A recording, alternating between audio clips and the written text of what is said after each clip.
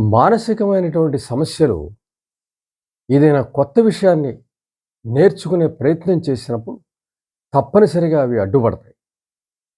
నేర్చుకోవడం విషయంలో ఆలస్యం జరగచ్చు. అసలు రాకుండా కూడా చేసే అవకాశం ఉంది. అంటే ఏదైనా ఒక మానసిక సమస్య ఉన్నప్పుడు ముందు దాన్ని పరిష్కరించుకోకుండా కొత్త విషయం నేర్చుకుందామనో, కొత్త జ్ఞానాన్ని తీసుకుందామనో ప్రయత్నం చేస్తే ఆ ప్రయత్నంలో సఫలత కన్నా విఫలత ఎక్కువ ఉండే అవకాశం ఉంటుంది. అంటే ముందుగా మానసిక సమస్యని మనం వదులుకోవాల్సిన అవసరం ఉంటుంది. దాన్ని పక్కన పెట్టి ఏదైనా ఒక కొత్త విషయం నేర్చుకుందామని ప్రయత్నం చేస్తున్న కొద్దీ అది ఆలస్యం అవుతుందని చెప్పుకున్నాం. అలాగే ఒక్కొక్కసారి రాకపోవచ్చు కూడా. జీవితకాలం కూడా పట్టొచ్చు ఒక విషయం నేర్చుకోవడానికి. ఉదాహరణకి ఏదైనా ఒక భాష నేర్చుకుందాం. ఒక ఇంగ్లీష్ నేర్చుకుందాం, ఒక ఫ్రెంచ్ నేర్చుకుందాం, లేదంటే ఇతర ఏదైనా భాషలు ఫారిన్ లాంగ్వేజ్ నేర్చుకుందాం అనే ప్రయత్నంలో మనము కృషిని ప్రారంభించినప్పుడు ఈ మానసిక సమస్యలు అడ్డుపడడం అనేది మనం గమనించవచ్చు. ఎంచేతంటే వీటికి సంబంధించిన తీవ్రమైనటువంటి భావావేశాలే మనసు మీద పనిచేయటం ద్వారా జ్ఞాపశక్తిని నశింపజేస్తాయి. దృష్టిని కాన్సంట్రేషన్ నశింపజేస్తాయి. ఎంచేతంటే మనసు యొక్క ఏకాగ్రత అంతా కూడా ఈ సమస్యల మీదే ఉండడం కారణంగా సబ్జెక్టు మీద కేంద్రీకరించలేదు. నేర్చుకున్నటువంటి లాంగ్వేజ్ మీద ఆ కాన్సంట్రేషన్ కుదరదు. ఎంత కష్టపడుతున్నప్పటికీ కూడా దాని నుంచి ఫలితాలు మనకి అందని పరిస్థితి మనం గమనించవచ్చు. ఒక కొత్త ప్రయత్నం మనం మొదలుపెట్టినప్పుడు ఆ ఇబ్బందిని మనం గమనించవచ్చు. ఉదాహరణకు ఇంగ్లీషే నేర్చుకునే ప్రయత్నం చేస్తూ ఉన్నప్పుడు మానసిక సమస్యలు ఉన్న వ్యక్తికి అది అందని ద్రాక్షపళ్ళలా కొనసాగుతూనే ఉండడం మనం గమనించవచ్చు. ఎంచేతంటే మనసు ప్రధానంగా బాల్యంలో ఏర్పడినటువంటి ఆ మానసిక సమస్యల మీద కేంద్రీకృతమై ఉండడమే దీనికి కారణం. మానసిక సమస్యలు లేని వ్యక్తికి వచ్చినంత త్వరగా మానసిక సమస్యలు లేని వ్యక్తికి రావటం లేదు. గమనించినట్లయితే ఏదైనా ఒక కొత్త విషయం, ఏదైనా ఒక భాష కావచ్చు, ఏదైనా మరో కొత్త విషయం కావచ్చు. అంచేత ప్రధానంగా మనసు యొక్క కేంద్రీకృతమైనటువంటి దృష్టి మానసిక సమస్యల మీదే ఉన్నట్లయితే నేర్చుకోవడానికి అవి అడ్డుపడుతూ ఉంటాయి. ఇంచేతంటే మానసిక సమస్యల వల్ల మనిషి తన స్వీయ చేతనలో ఉంటాడు. ఆ మానసిక సమస్యల చుట్టూనే మనసు తిరుగుతూ ఉంటుంది, ఆలోచన తిరుగుతూ ఉంటుంది. దీని ద్వారా జ్ఞాపకశక్తి నశిస్తూ ఉంటుంది, ఏకాగ్రత నశిస్తూ ఉంటుంది, ఆసక్తి నశిస్తూ ఉంటుంది. ఇంచేతంటే దీనికి జరిగిన ప్రయోజనమే ప్రయోజనంగా మనసు గ్రహిస్తుంది. మిగిలిన వాటికి ప్రయోజనాన్ని పెద్ద ప్రయోజనంగా గ్రహించదు మనసు. అది గ్రహించాలి ముందు మనం. అంటే మానసిక సమస్య తాలూకు మీరు దాన్ని తగ్గించుకోవడం చేసే ప్రయత్నాలకే మనసు ఎక్కువ స్పందించే అవకాశం ఉంది కానీ మిగిలిన వాటి పట్ల మనసు ఎక్కువ స్పందించే అవకాశం లేదు. ఇంచేత దాని తక్షణ సమస్య మానసిక సమస్య. దానికి సంబంధించి ఏదైనా మనిషి చేస్తున్నప్పుడు దానికి వైద్యం జరుగుతున్నప్పుడు మనసు స్పందించినంత రీతిగా వాటిని పక్కన పెట్టి మనం వేరే రకమైన ప్రయత్నం చేస్తున్నప్పుడు ఆ ప్రయత్నాన్ని లొంగే అవకాశం తక్కువగా ఉంటుంది. అంటే ఏదైనా నేర్చుకునే సమయంలో ఈ మానసిక సమస్యను పక్కన పెట్టి మనం నేర్చుకున్నట్లయితే దాని మీద దృష్టి కేంద్రీకృతమయ్యే అవకాశం తక్కువగా ఉంటుంది. అంచేత ఈ మానసిక సమస్యలు ఉన్న వ్యక్తికి ఏదైనా నేర్చుకునే క్రమంలో ఆలస్యమయ్యే అవకాశం ఉంది. టైం పట్టే అవకాశం ఉంది. లేకపోతే ఒక్కొక్కసారి జీవితకాలం సరిపోయిన పరిస్థితి కూడా ఉండొచ్చు. అది కూడా జరగచ్చు. అంచేత ఏదైనా నేర్చుకునే ఇష్టత, నేర్చుకునే కోరిక ఎక్కువ ఉన్నట్లయితే ముందు మనకి రావటం లేదన్న విషయాన్ని ముందు గమనిస్తే ముఖ్యంగా ఏదైనా మానసిక సమస్య ఉందా మనసులో? దానికి సంబంధించి ముందు దాన్ని వదులుచుకు తీరాలి.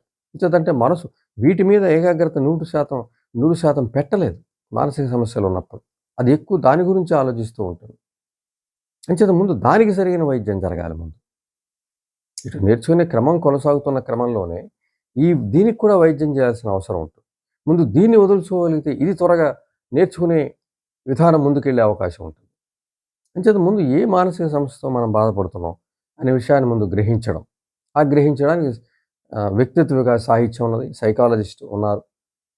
వాళ్ళ సహాయం తీసుకున్నట్లయితే ఎటువంటి మానసిక సమస్యతో మనం ఉన్నాము అనే భావాన్ని ముందు మనం తెలుసుకోగలిగితే ఆల్రెడీ వ్యక్తికి ఒక ప్రైమరీ స్థాయి నుంచి హై స్కూల్కి వచ్చేసరికి తన సమస్య గుర్తించే అవకాశం ఉంటుంది. లేదన్నా కాలేజీ లెవెల్‌లోనైనా పూర్తిగా తెలిసే అవకాశం ఉంటుంది.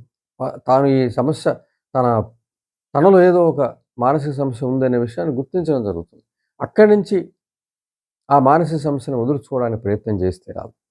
దాన్ని పక్కన పెట్టి మనం వేరే నేర్చుకుందాం అనే ప్రయత్నం చేస్తున్నట్లయితే అది సఫలత తక్కువగా ఉండే అవకాశం ఉంది.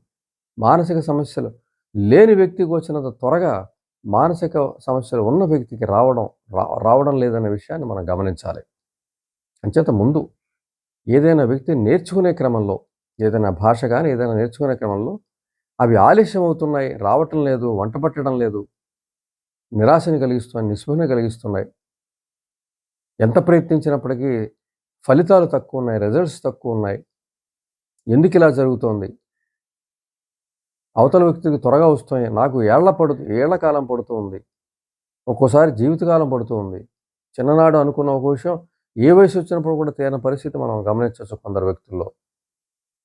దీనికి ప్రధాన కారణం వాటికి అడ్డుపడుతున్నటువంటి మానసిక సమస్యలు. కాబట్టి ముందు మానసిక సమస్య ఏముంది? దాని మీద ముందు పోరాటాన్ని ప్రారంభించి, ముందు దాన్ని జయించి బయటకొస్తే అప్పుడు ఏకాగ్రతని మనసు ఈ సబ్జెక్ట్ మీద పెట్టే అవకాశం ఉంటుంది. అప్పుడు అది త్వరగా వచ్చే అవకాశం ఉంటుంది. ఏకాగ్రత వెనుక జ్ఞాపకశక్తి ఉంటుంది, ఆసక్తి ఉంటుంది.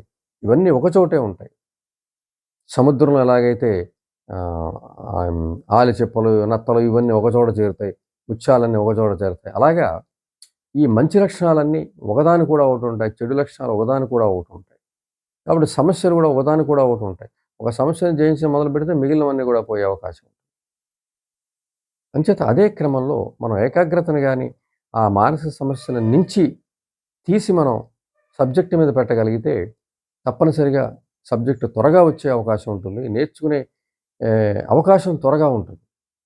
అంచేత ముందు మానసిక సమస్యల మీద ఏదైనా నేర్చుకునే క్రమంలో వ్యక్తులు గమనించి ఆలస్యం అవుతుందన్న విషయాన్ని గమనించినట్లయితే ముందు మానసిక సమస్య ఏదైనా ఉందా అని తెలుసుకుని దాని మీద పోరాటం ప్రారంభించి ముందు దాన్ని వదులుచుకుని తీరాలి.